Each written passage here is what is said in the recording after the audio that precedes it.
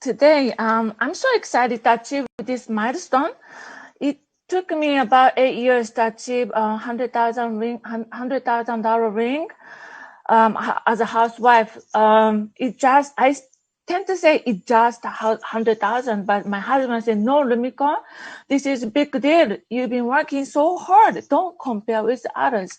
So I take this honor that yes, I achieved a big goal, and I want to share my background, my mindset throughout this my WFG journey with 3 kids and housewife. So for tonight's presentation, first I'd like to share my background, where I come from, and then my journey as a housewife, and conclude with my 5 milestones of success to achieve $100,000. Let me, okay. So do you see my screen?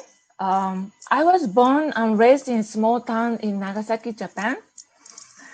The picture on your left, I'm the one sitting in the carton box. This was my bassinet. We didn't have any fancy bassinet, so I stay a lot of times in this little box. And standing next to me is my big brother, Hiroshi. He's only 1 year older than me.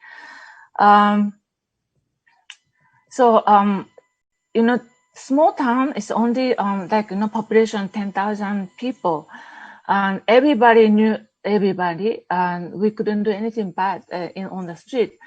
Believe or not, this was a downtown of small town, Main Street. So this is in front of my grandma's grocery store. She was running grocery store, dry cleaning store, and renting space for the shoe store. And they are so big. My parents are working as an accountant in different companies, so whole family was so busy. So we were left in front of grocery store to greet customers like this. But I'm so grateful that we didn't have much in small town. My both parents didn't go to college. Especially my mom wanted to go to women's college, but her dad said, "Oh, women don't need education," so she had to give up. Married to my dad and had four beautiful children, including me, because they didn't have any siblings, so they wanted to build a warm family. So do you see that picture in the middle, the red dot? This is where my hometown is. Very, very edge of the island of Japan, very close to South Korea, more than to Tokyo. I learned so much about hard working and determination to keep the family together from my grandparents and parents. And I helped my mom a lot of housekeeping and cooking. But especially this conservative regional area, the women are not given the same equal opportunity like men. So especially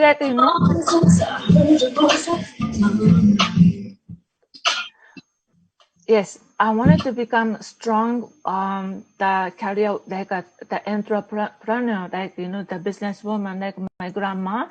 But my dad was very, very conservative, that, he was telling us that he's not going to give any inheritance, money, or house to my sister or me, but 2 sons, his sons, my brother, older brother, and younger brother. My younger son. I study very well. I play sports very well. But so, how come we are not treated equally? That at the dinner table, my brothers had a better fish than us. I said, how come?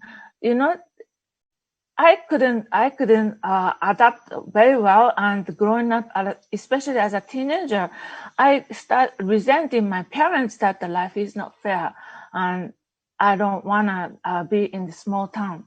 So I wanted to go to Tokyo for the college, but my dad said, "You don't have that brain to go to the school in Tokyo." So he doesn't want to send me to school in mainland of Japan. So I went to very edge of this Kyushu island in Fukuoka to attend the 2 years college. Then I realized that I don't wanna just stay in small town in the small island, and I wanna go to somewhere else. So one of my college friends said, Rumiko, let's go to United States. I said, what's there in the United States? And she started talking about the life in the United States. That okay, listening to her story that I never been to any overseas in my life at that time by age 20 years old. Let's see. Let me talk to my parents that I want to go see what kind of life have in United States to my parents.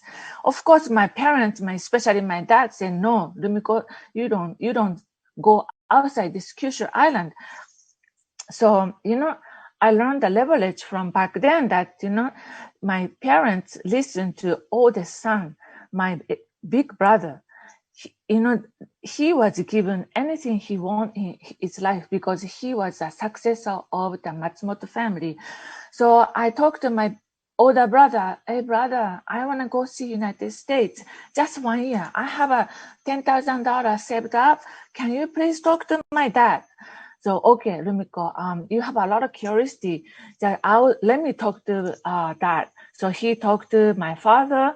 So, oh my God, magic happened. My dad said, okay, just 1 year. Let just go see and come back, okay?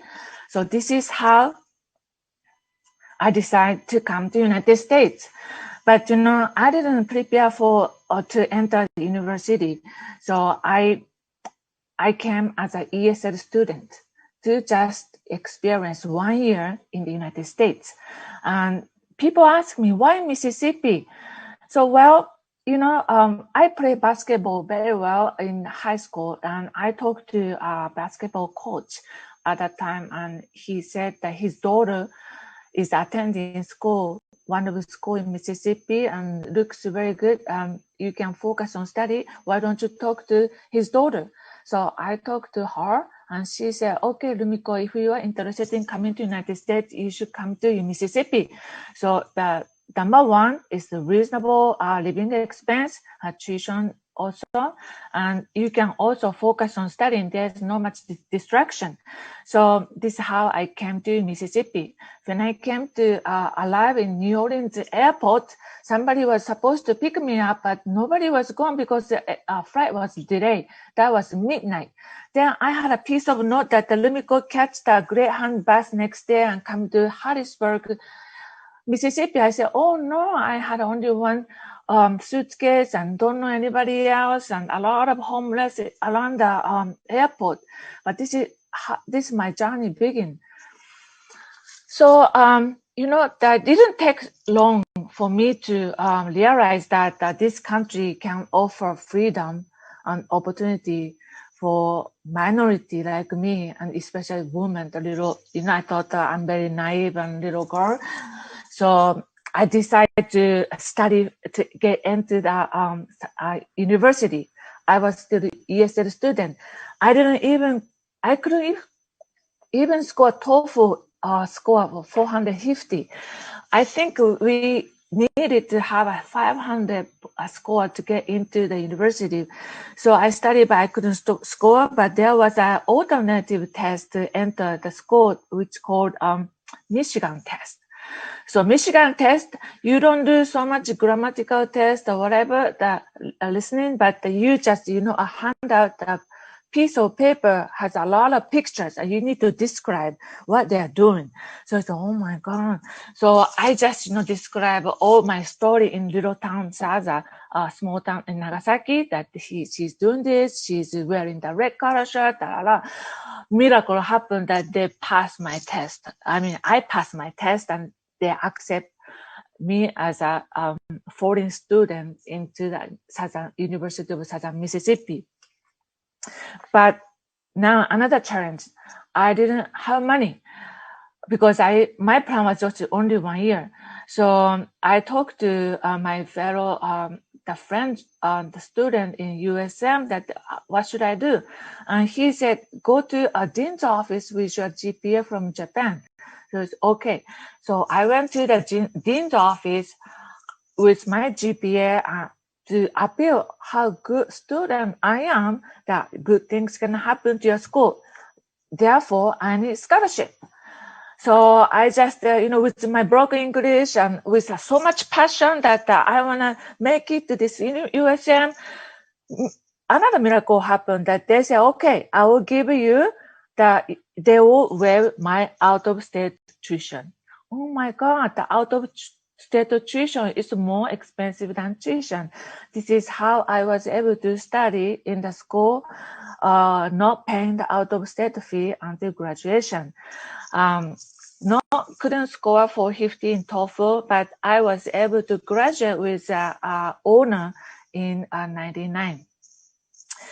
So one of my dream was, I wanted to become the, my journey goes on before WFG because this is very important. So after I finished my school, my dad said, come back to Japan. You need to contribute back to Japan what you learned from United States. They said, okay, Dad, I will come home. But let me finish my college internship at the hotel because I want to become GM, general manager of the one resort hotel in Japan. So let me have work experience. So I went to Florida. I had an opportunity to work at the Disney World, Grand Floridian Resort and Spa as a college internship.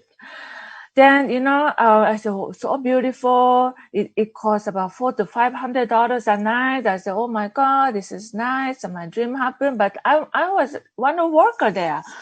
I was making only $6 an hour. And, yeah, I wanna become GM, but there's a lot of layer of management, and only 2 workers are Asian. I said, how am I gonna get to the top? Then, my friend in San Francisco flew from San Francisco to come see me before I returned to Japan. He was my good friend in Mississippi, a college friend, and he took me to one meeting in Miami. Hey, Rumiko, this is what I do. You should learn how money works before you go back to Japan. I said, okay, I like money, so I go listen with you. So I went there. So they talk about rule of 72. I say, oh, great, what's this? And I never learned from school. But, my mind, I need to go back to Japan. So sorry, I'm going to join. I'm going to learn a little bit, but I'm going to go back to Japan, okay? So he said, okay. Then, I went back to Orlando, Florida, start working, finishing up my college internship. But that numbers couldn't leave my brain that, what is that? The number compound that much? I think, I'm making only $6 in this hotel. That how long would it take time for me to make that much money and stay in this kind of hotel? I said, no way. So I pick up the phone and call my dad. Dad, I found a job in financial service industry. Let me stay. I want to learn how money works so that I'm going to go back to Japan someday. Then, I'm going to be good in business running hotel. Okay. So let me work in the United States. So this is how I decided to apply for practical training visa. It's 1 year. So I start going to classes, went to licensing. Then, but 1 year passed so fast. Then, oh my God, I need visa, but they don't sponsor my H-1B.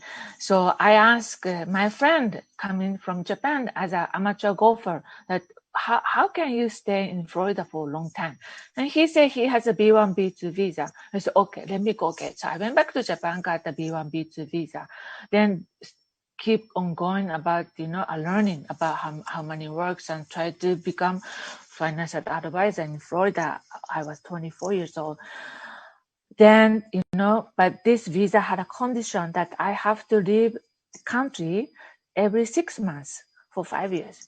So when I was coming back to United States the second time around, they called me at Portland airport. What are you doing? You must be working. What are you doing? You have to go back to Japan. You cannot work with this visa.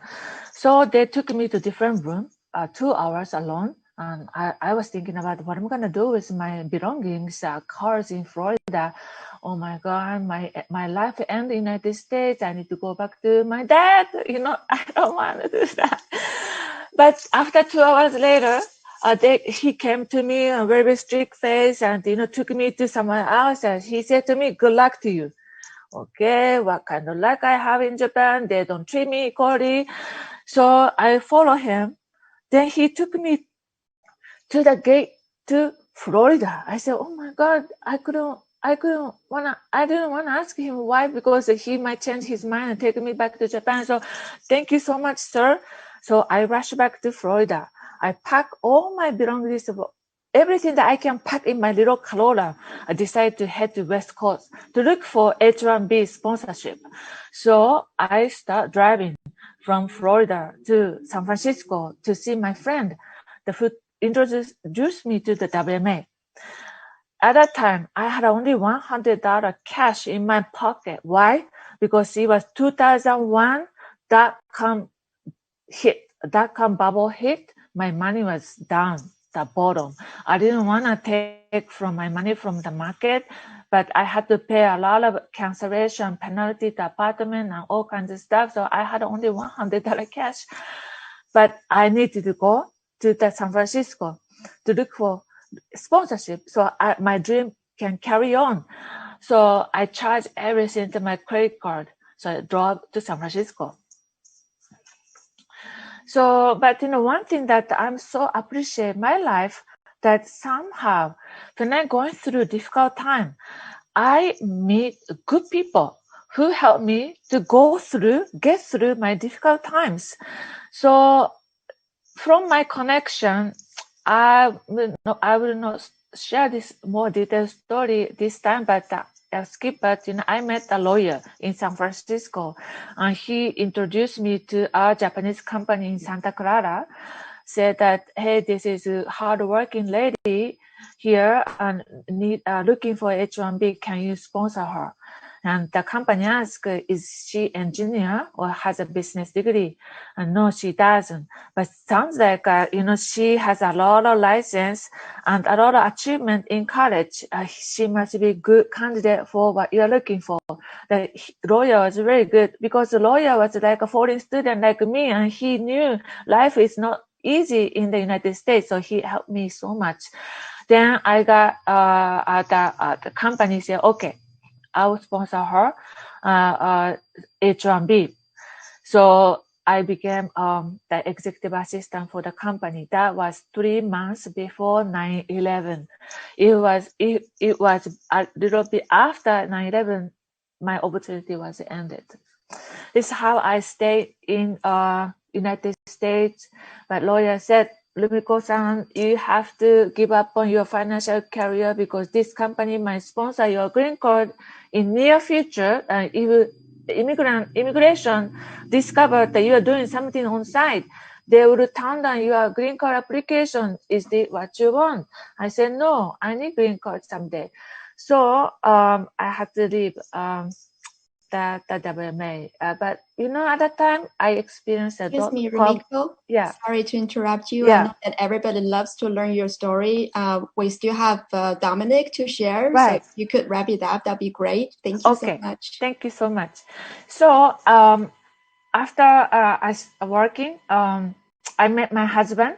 So we are blessed to have 3 kids.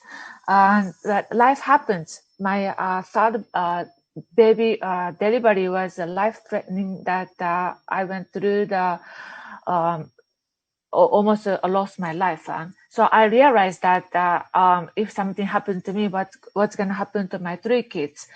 So I realized I need to secure my family life if something happened to me. So this how I consulted with Sherry, who I met in preschool. That Sherry, this what do you think? Then she took me to Penny, and Penny, I knew Penny from Florida. I saw her on the stage. So okay, I will give it a try one more time for this company, and I will do this. Then my journey began again, and that 8 o'clock, I had to take my first daughter to kindergarten. At 9 o'clock to preschool. Then I had a 5-month-old baby with me to go to appointment. I didn't have much technical knowledge. So whatever trainer said, I said, I agree with you. I own that. Let's do this together. This is how I start my business on part-time basis. So my strength was prospect as I go. Wherever I go with my kids, I prospected, chit chat with parents.